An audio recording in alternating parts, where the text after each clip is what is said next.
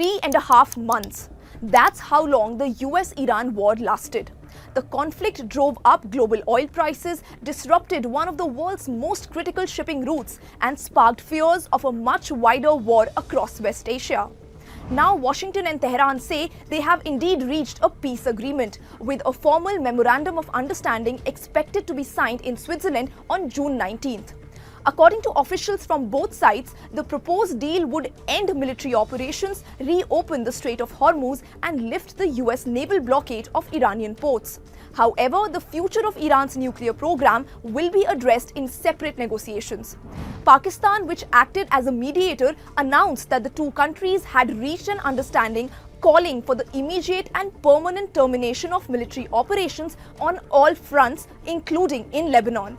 The full text of the agreement has not yet been released and is expected to become public only after the signing ceremony on June 19. So what does the proposed deal contain? Iran's Mehr news agency reported that the agreement consists of a 14-point framework that covers security, sanctions relief, economic measures, and nuclear negotiations. Under the reported terms, Iran would immediately reopen the Strait of Hormuz to all commercial shipping. The United States would begin lifting its naval blockade of Iranian ports immediately after the MOU is signed, with the process being completed within 30 days.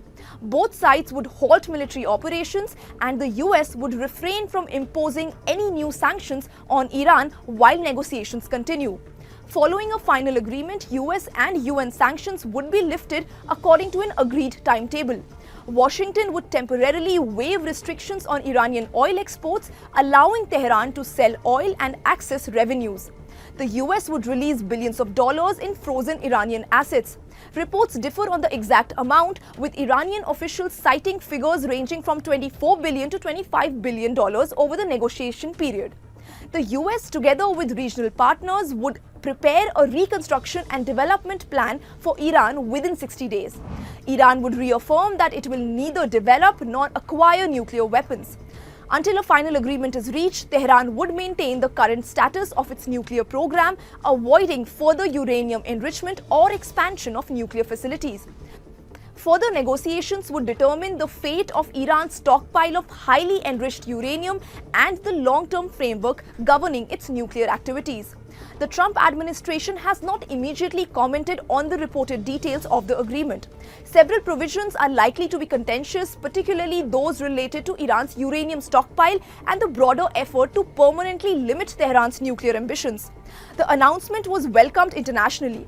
The United Kingdom, France, Germany, and Italy said they were prepared to ease sanctions on Iran and work with the United States, Iran, and regional partners to secure a long-term diplomatic settlement.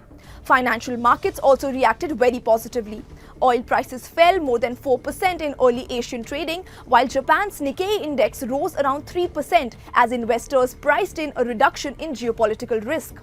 The reopening of the Strait of Hormuz is especially significant. The waterway handles a substantial share of the world's oil shipments, and its closure had pushed up energy costs, fueled inflation, and disrupted supply chains far beyond West Asia. The agreement emerged after a dramatic final round of negotiations.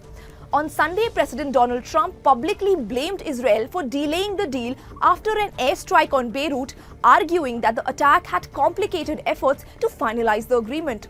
Iran had long insisted that any ceasefire arrangement must also address the conflict in Lebanon, where Israel has been conducting operations against the Iran-backed Hezbollah movement.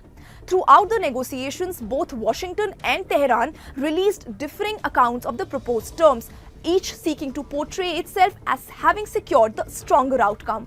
One major point of contention was the Strait of Hormuz. Iran had insisted it would retain control of the strategic waterway, while the United States repeatedly argued that unrestricted access for the global shipping was non-negotiable. Trump said on Sunday that the route would finally reopen following the signing ceremony in Switzerland.